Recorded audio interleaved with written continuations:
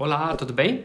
Meu nome é João Geraldo Neto e eu sou do canal Super Indetectável. E hoje eu tô aqui para falar de algo que não está muito relacionado ao assunto do meu canal, mas é algo muito importante, que é política. Hoje eu vim falar aqui sobre os partidos políticos. Por que é importante a gente saber? A gente está com uma eleição daqui a poucos dias e é muito importante que a gente entenda como que essas questões elas funcionam. Mas eu vou começar contando uma história bem curtinha aqui para vocês.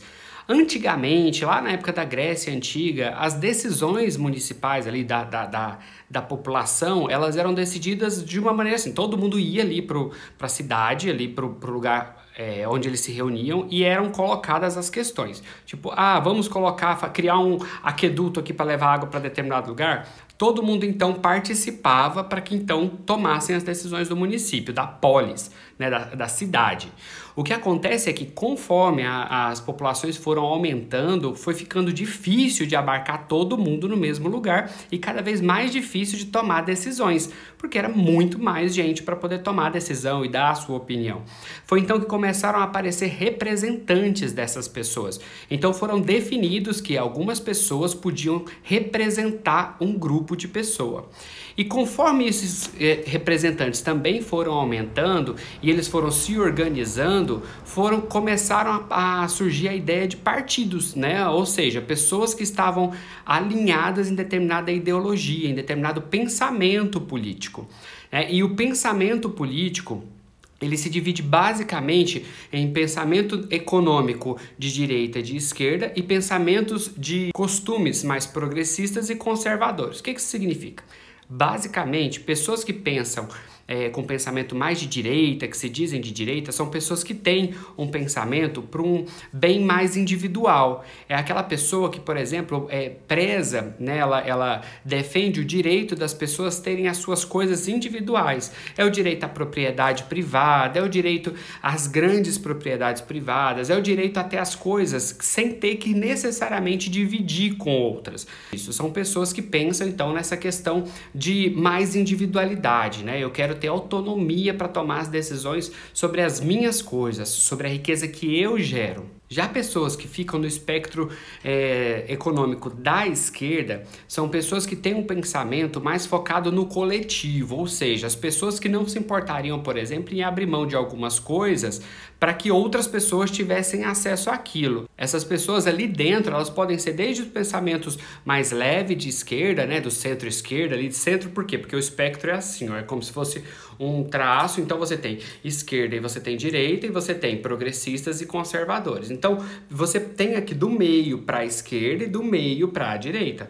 Então, quanto mais para a ponta dessa ponta aqui, dessa linha, mais de esquerda, mais radical de esquerda e para cá mais radical de direita. E aí a gente tem também os conservadores e os progressistas. Um pensamento de costume mais conservador é aquele pensamento que pretende ou que deseja manter os costumes como eles eram. Né? Geralmente as pessoas elas olham para o passado e falam como era bom antigamente, né? Então essas pessoas elas têm essa visão do passado como algo muito bacana, muito positivo, uma coisa que eu gostaria muito de manter, ou seja, deixa as coisas do jeito que elas estavam.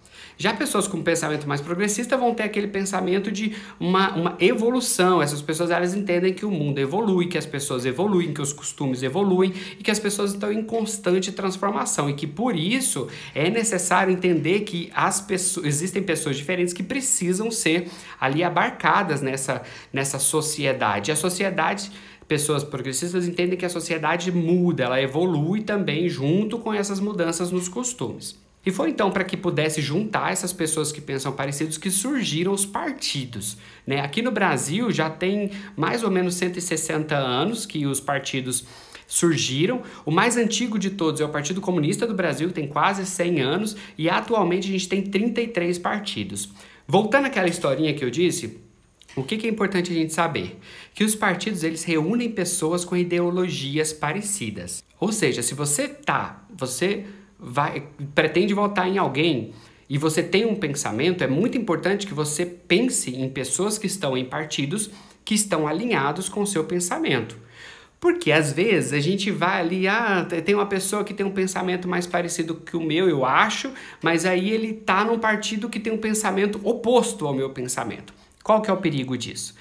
No jogo político, essa questão do partido, tanto que existem até leis que entendem que o cargo é do partido, ou seja, uma pessoa se candidata por um partido conservador, se ele não for conservador e ele não conseguir ficar dentro daquele partido e ele decidir sair, o cargo ficaria com o partido. Então isso aí é complicado, porque se você vota numa pessoa que tá num partido que é oposto do que essa pessoa, você acredita que ela pense, da maneira que ela pense, e ela pode ter problemas para poder pautar as questões que você acredita que são positivas. Isso seria muito ruim, porque ele estaria engessado.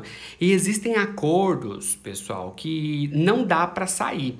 Tá? Existem acordos ali, filiações, onde essas pessoas elas estão muito amarradas. Muitas vezes existe até boa intenção, né? Existe muito político que é bem intencionado, mas às vezes ele está num partido que é contra os princípios dele mesmo ou de algumas pessoas que votaram nele, porque ele vende um discurso e na prática é outra coisa. Então fiquem ligados disso. Se você tem um pensamento de uma questão mais social, né, o Sistema Único de Saúde, por exemplo, né, o SUS. O SUS é um projeto de um pensamento de esquerda, um pensamento social, onde todas as pessoas têm acesso ao serviço de saúde.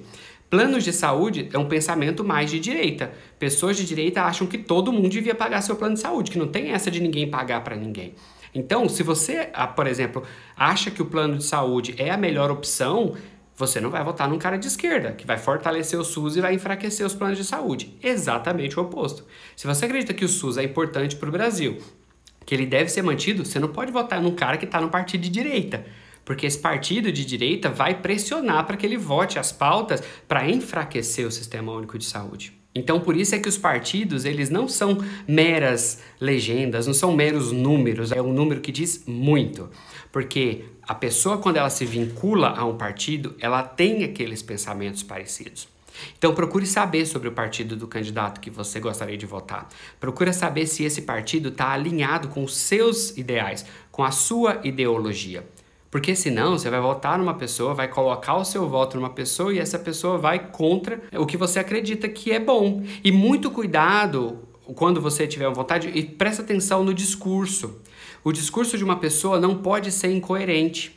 Um candidato, por exemplo, que fala que porque a gente vai defender transporte público gratuito, e é um partido de direita, onde vota em privatização de transporte público e vota para a construção de estacionamentos subterrâneos ao invés de investir em transporte público. Então, esse tipo de coisa é incoerente, e essa incoerência a gente tem que ficar muito antenado. Tá? E não acha que é bobeira ali, porque a sua cidade é pequenininha, tem poucos habitantes, não. Porque funciona desse jeito numa cidade de 5 mil habitantes, funciona desse jeito numa cidade com 19 milhões de habitantes, tá bom? Fiquem espertos, a eleição tá chegando, votem conscientes, se informem, fiquem atentos e é isso. Boa sorte para nós todos, até mais, tchau, tchau.